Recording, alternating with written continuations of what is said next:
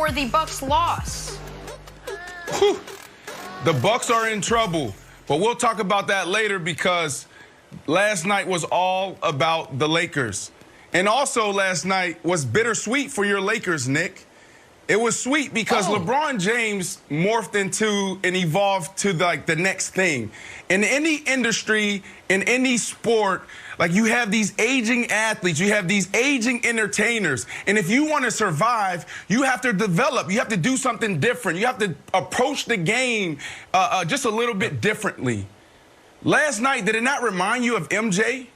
Year 10, MJ, when he started really embracing and leaning into the fadeaway? The first option for LeBron James has always been, oh, let me get my teammates involved. Let me pass the ball. Let me get to the basket. This dude looked like damn Ray Allen shooting the ball last night, Nick. Did you see him from three? Did you see the fadeaway? It was awesome seeing him do that. LeBron James is just evolving to something that this game has never seen before. But the bitterness is AD. Like, if you watched AD last night or the last couple of weeks, no. This is a big problem, Nick, because AD, he really isn't, or we should be maybe questioning if he really is the MVP caliber player that we thought he was. The ebbs and flows of his game, the inconsistencies are alarming. This is a guy that we thought was going to be able to carry LeBron James to his 5th and potentially 6th ring. I'm not so sure. This is a guy that sometimes he shows up and sometimes he doesn't. So I'm really concerned about the Los Angeles Lakers because we thought he got over the hump when he won that championship in the bubble, Nick. Sure. So, all right, so let me address the AD stuff, then I'm going to talk LeBron.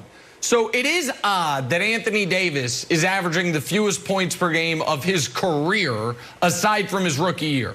He's at 21 points per game. Now, and I know Brandon doesn't like when I go to this part of the floor often, but what I will say is the Lakers, the #1 defense in the league with a bullet, Anthony Davis is the biggest reason for that. So you understand some of the defensive drop-off, but last year they were a top 2 defense, and Anthony Davis did it averaging 27 points per game. So AD does need to play better, but despite how AD's playing, the Lakers have the best record in the league. And that is because they currently have, and they will, I believe, throughout the entire season, not only have the best player in the league, everyone knows that, they have the MVP of the league. And you might say, Nick, look at LeBron's numbers. It's deeper than his numbers at this point. Brandon mentioned three-point shooting. Thus far this season, he's a better three-point shooter than Steph Curry. I will say that again. We are more than 20% of the way through the year. He is a better three-point shooter thus far this year than Steph Curry. He is shooting 40% from 3 on 7 threes a game. And last night, he responded to the first bad game he has played since the first game of the bubble against the Clippers months ago with his best game of the year, reminding everyone, guys, I'm in 2nd gear so far this year, but if I need to quickly get to 5th gear on national television against Giannis, I can. And the other part of this that is shocking to me, Wilds, is the Lakers have played 16 games. LeBron has played 16 games. Shortest offseason ever, year 18, 3rd most minutes in the history of the sport, coming off a championship, finals MVP, I'll never take a game off. It is, even as a guy who is something of a LeBron historian, this is unbelievable to me. I thought he would take some games off because it made sense to. The fact that he hasn't, they have the best record. He's shooting the best he's ever shot from 3. In year 18, it seems impossible to believe, but we just saw it again last night. Okay, so I'm asking you this, because you're a numbers guy. You like to, when you do your list of top 50 players, you rely heavily on statistics. I like the soft data of leadership and stuff like that. But LeBron's not top 10 in scoring. After winning the assist title, he's not top 5 in assists. So do you think that that he can win and I don't think it's a dirty word, although people say like a narrative MVP, a leadership MVP, almost like a legacy MVP, or does that strike you wrong? Yeah, I don't think.